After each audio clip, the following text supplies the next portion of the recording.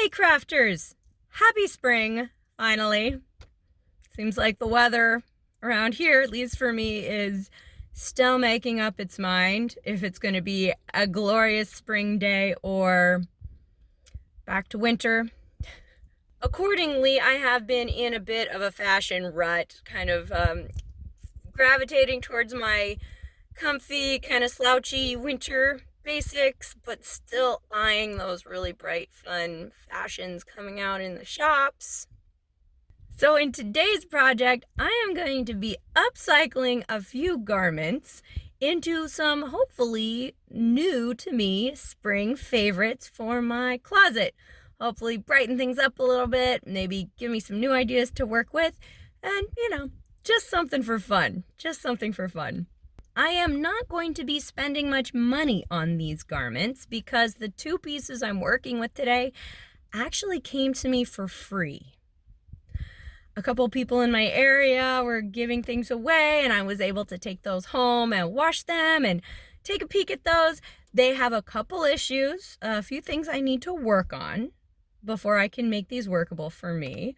But crafters, we love a good crafting challenge, and today I plan to upcycle or recycle these garments into some new to me favorites.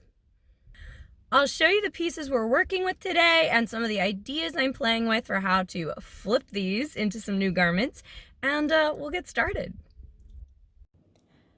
Oh man, I was really excited to find these pants. Someone in my apartment building was giving them away, and they're like a kind of a bright blue Cambry, old navy, just my size.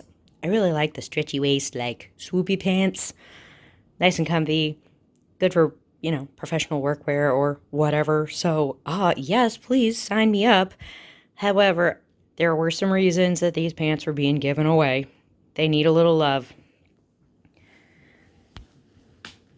Yeah, for starters, we've got some like holes here in the hem.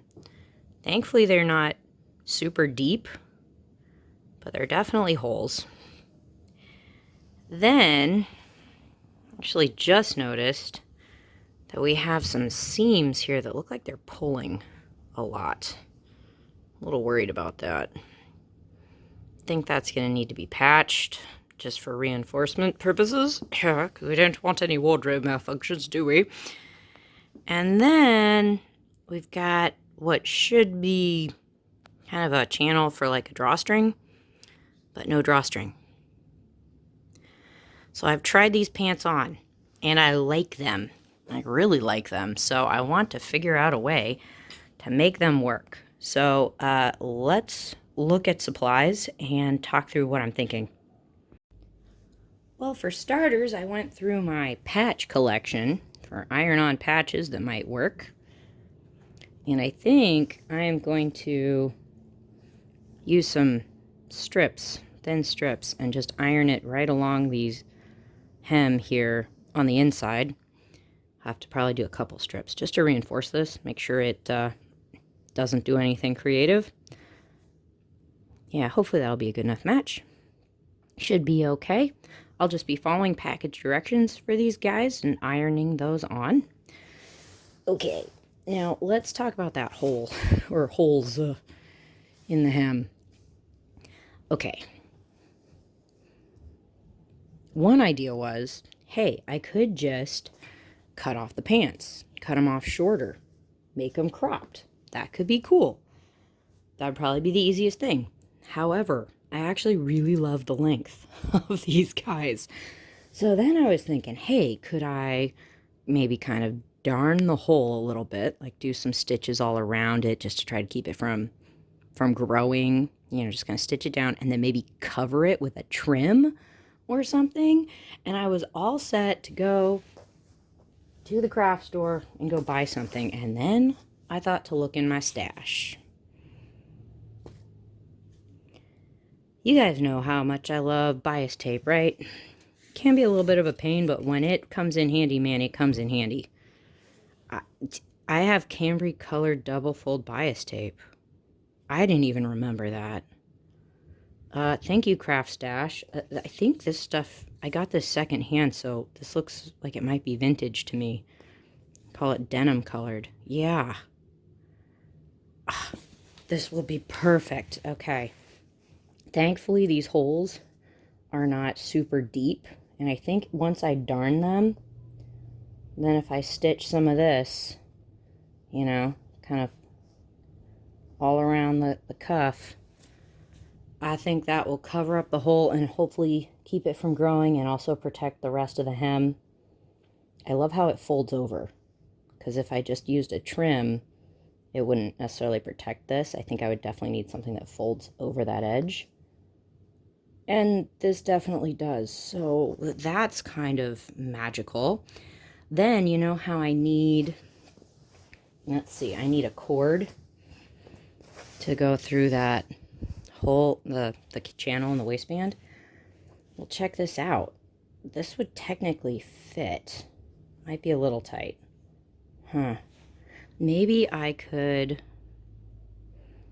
sew this down and use this as a cord. Huh.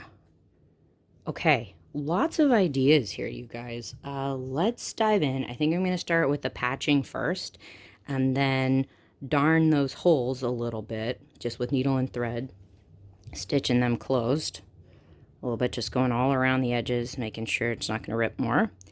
And then we can talk bias tape. Woohoo!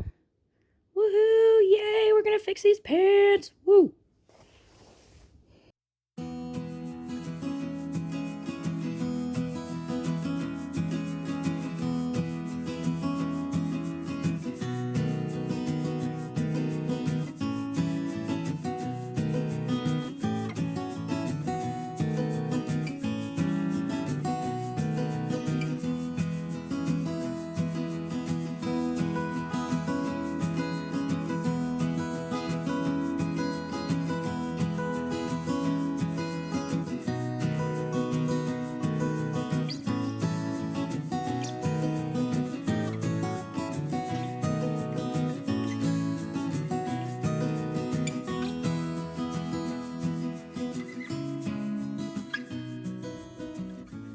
Okay, it is time to get some of this double folded bias tape onto the cuff of the pants.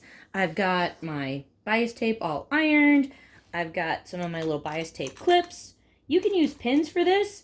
I do find these really handy though, because sometimes when you're trying to pin through bias tape and the fabric, things get skewed and warped a little bit, but these just kind of clamp right on there and help a lot. I just got these on Amazon, so some good stuff. You can see I am looking at the outside of the pant leg, and I'm going to go around and clip this. I'm starting to like open up my double fold bias tape. You want the double fold stuff because it makes this nice little V pocket that we're going to encase the edge in. It's cool. We're unfolding it a little bit, and you can tell I kind of doubled over my starting edge a little bit. And I'm just going to line up the edge and clip it all the way around. We're going to have to do a two-step sewing process with this.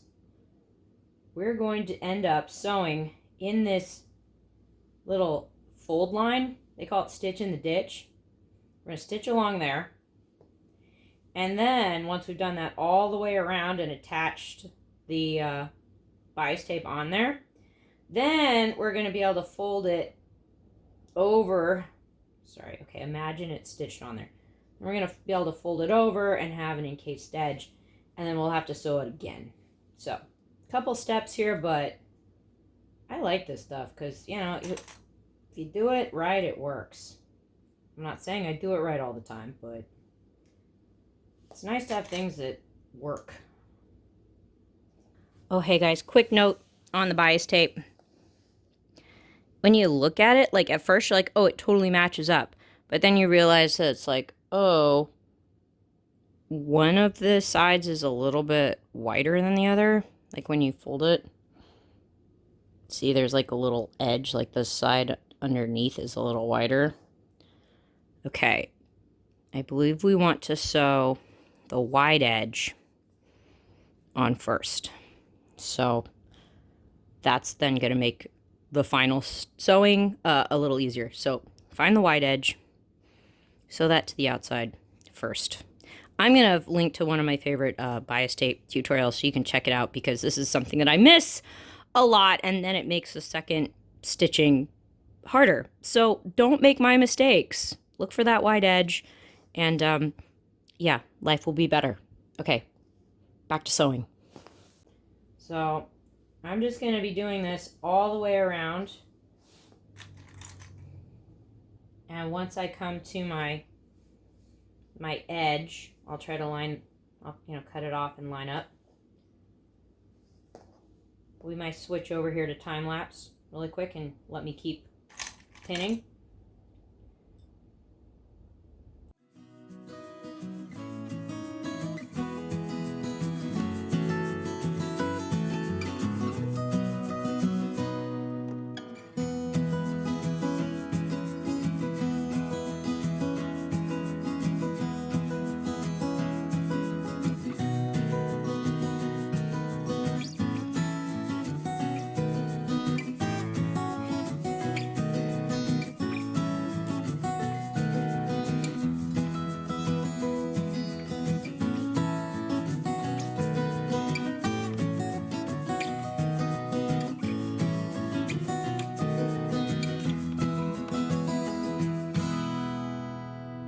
Okay guys, I'm all the way around with my clipping. I've trimmed off my seam allowance, and I'm going to kind of line up my raw edge with my folded under edge. I need this one to be folded under because it's going to show. This guy I don't need to fold under because he's going to be on the inside. So I do want him to kind of line up though. That would be nice. Hello, line up, hello. You know, a little fiddling. Nothing like a little fiddling.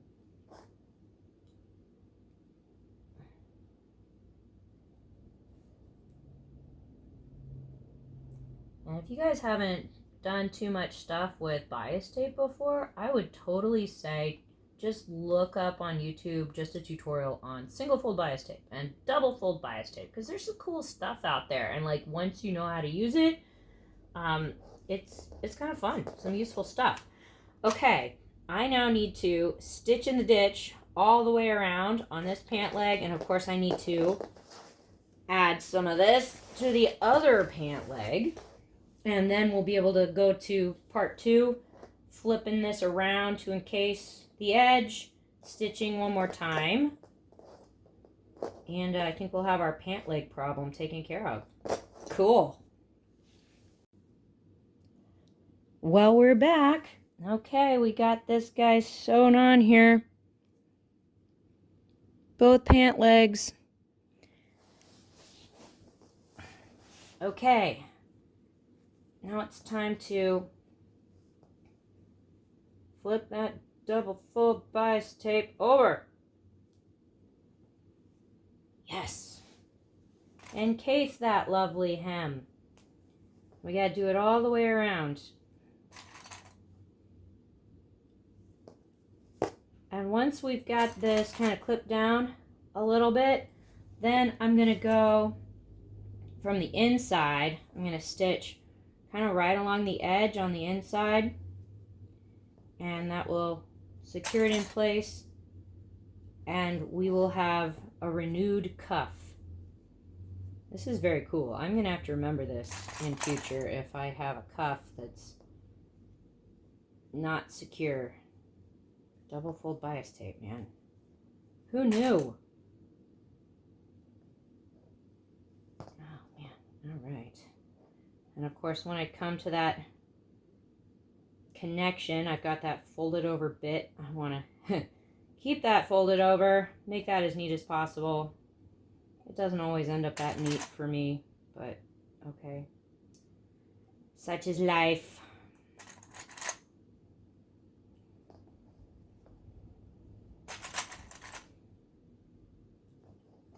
All right, I think that looks good. I gotta do the other leg, stitch it down, and I'll show you what it looks like.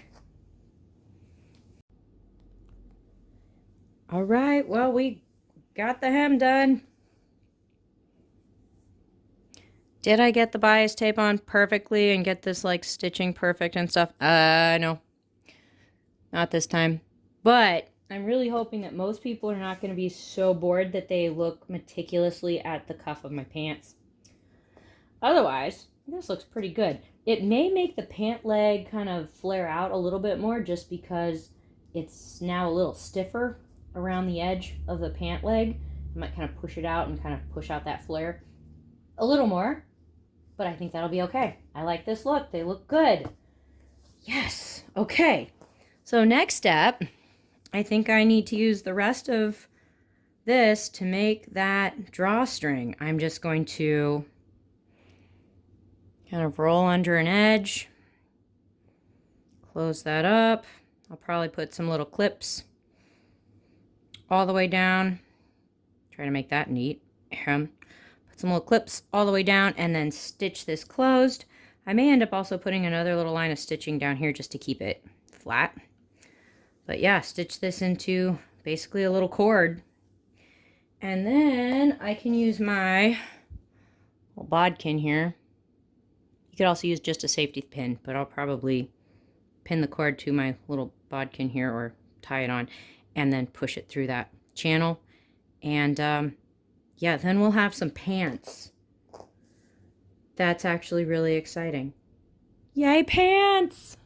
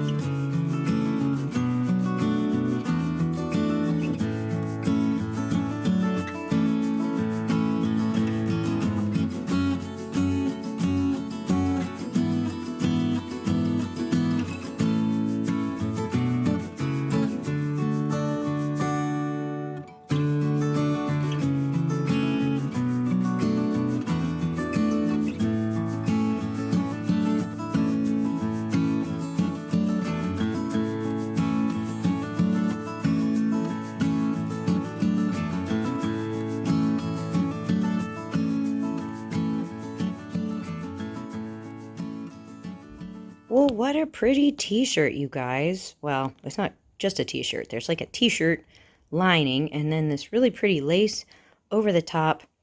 Very cute. Very cute. Let's take a look.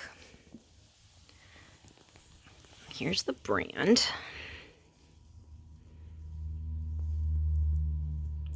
I'm not familiar with that one. Okay, very cool. And so here's the lace. And then you can see that there's like this t-shirt lining, really thin, like knit underneath. Very cool. Now I did notice that there are a few spots with some stains. It's kind of hard to see on camera, but they're kind of orangey.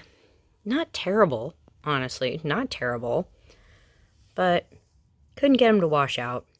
So you know what that means. I'm going to want to dye this thing. Because, hey, tie-dye covers a multitude of stains. So let's take a look at the tag. I found the tag kind of interesting, actually. Let's see if we can find this. Where's our tag? One moment, please.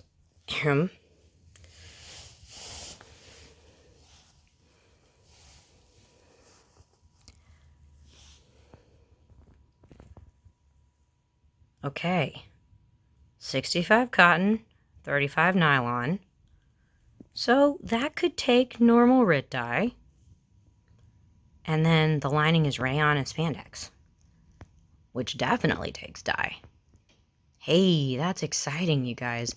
I'm actually really excited to try this because since the lining and then the outer lace are different fiber contents, they probably will take the dye a little differently, which could be super cool. It could be really cool if, say, the undershirt turns out darker or lighter or brighter than the lace, and then it would like form a contrast. That could be really cool. Let's check out my dye options. Well, here's what I'm thinking, you guys. I really want to try this coral color. I haven't tried it before, and it looks super happy. Only thing is, I don't look so great in really orange colored corals. I look better in like a pinkier coral. So I'm thinking, why don't I add a little extra pink to the dye?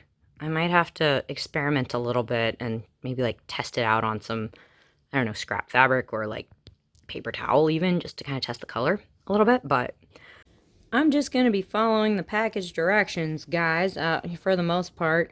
Sorry, it's really too tiny to read here, but I'm going to be doing this in my sink, and I'll be using some hot water. They say stovetop is more effective, but I'm just going to do it in the sink today. They're suggesting to add a cup of salt for, let's see, salt for cotton, rayon, or linen, and then they're saying add a cup of vinegar for nylon, silk, or wool.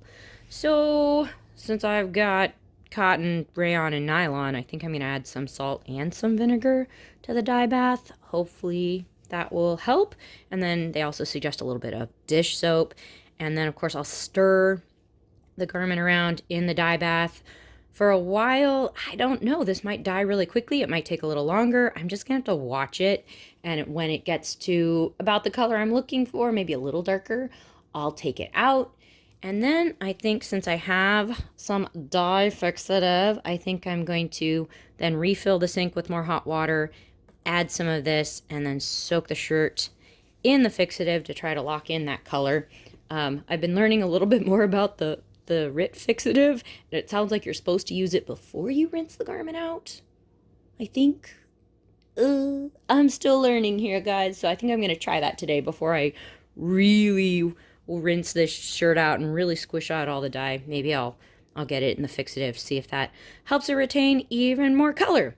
We shall see. Okay, we need to put on some old clothes. We need to prep my kitchen laboratory with a bunch of cleaning supplies and some old towels and get started. Really quick, guys, I got on the RIT dye website to check out color combinations, and I didn't see a color recipe using coral and petal pink to make a peachy pink, but I did find one that uses coral and then their rose quartz, which is lighter than petal pink, I believe, and maybe a little warmer. Petal pink is, I feel like, a little more vibrant and maybe a little more blue. It looks like that anyway to me. So I'm going to show you just really quick. I'm sorry, it's going to be like super flashy.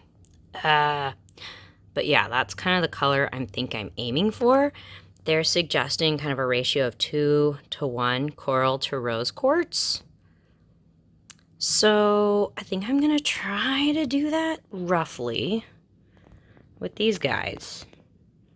Of course, I'll try to test things as I go. Maybe I'll add a little less than I think I need of the coral and then slowly add this until I get a color I want, and then I'll just test it on like some scrap fabric or maybe even paper towel.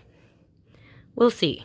I don't mind if it's not exactly like that color on the website, because it's not going to be, but at least it kind of gives me an idea, and I definitely want to experiment with more of their color recipes in future.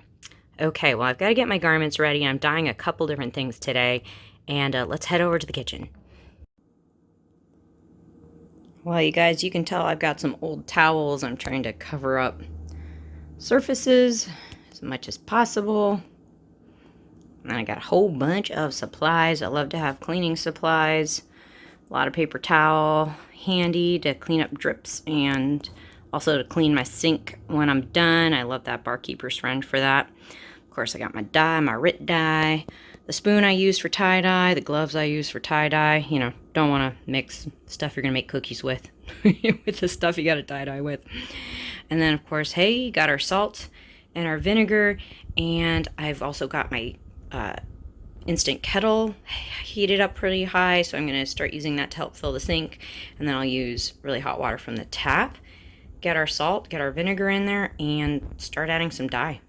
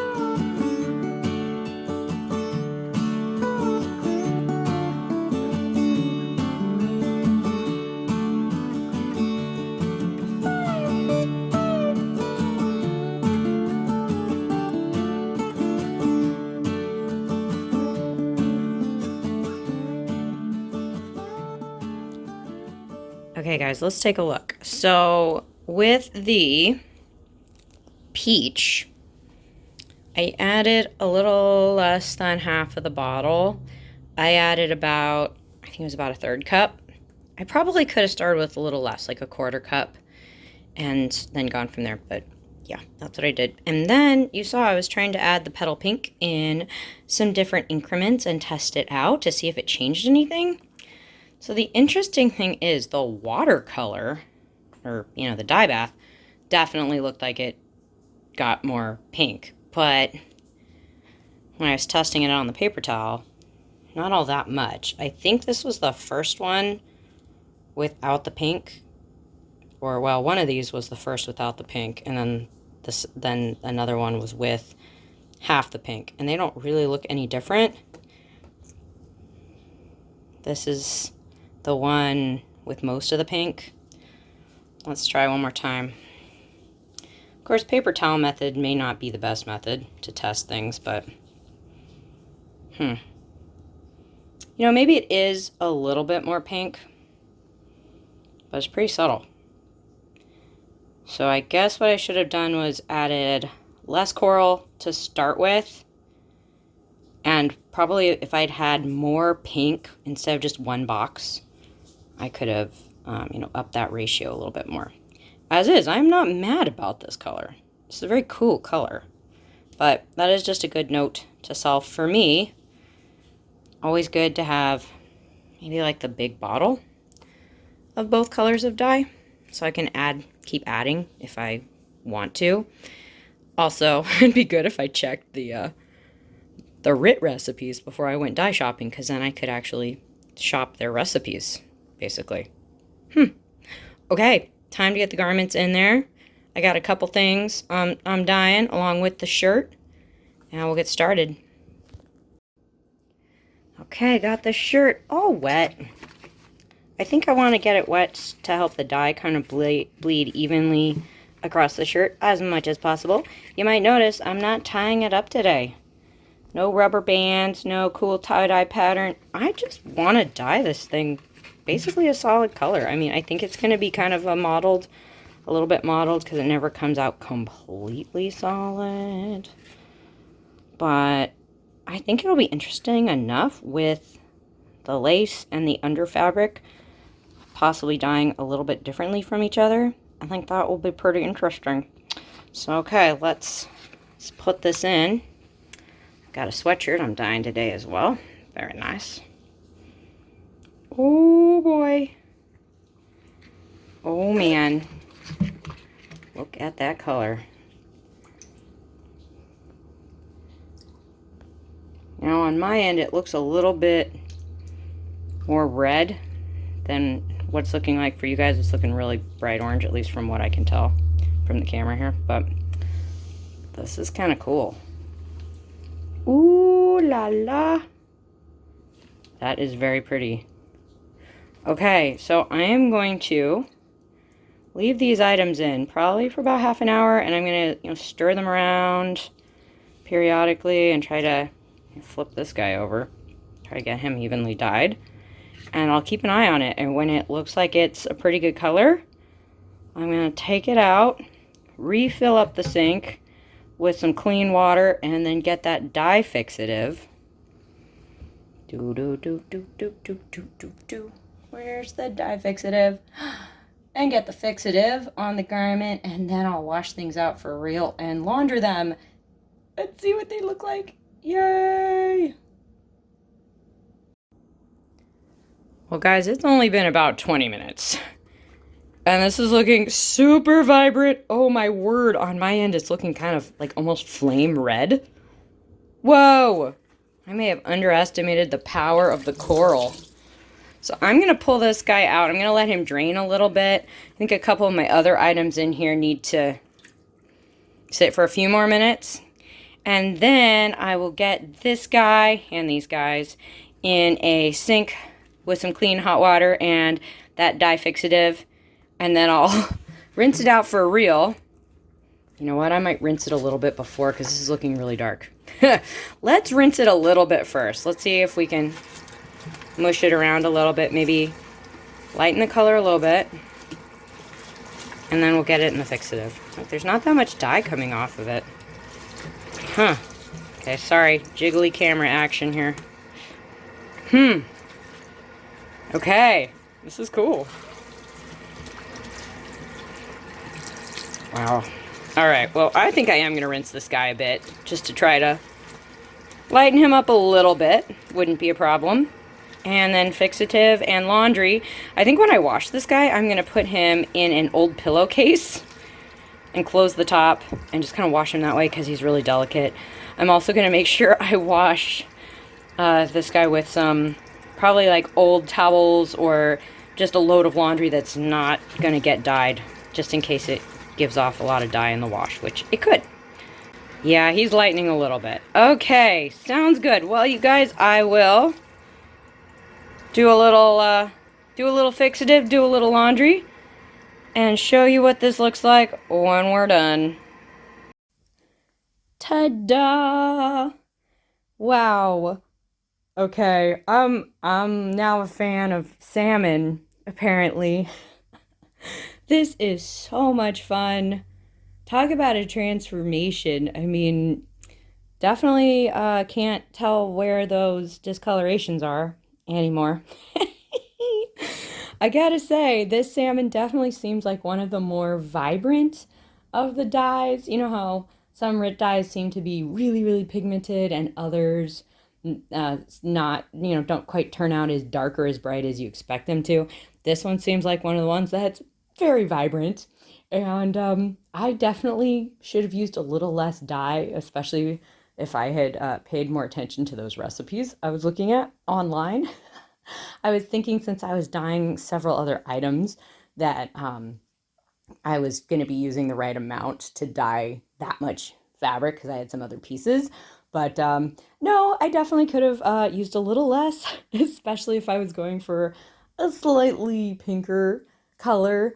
Slightly lighter was my goal. But, just note to self, I think I'm going to keep that in mind when I'm working with salmon in future.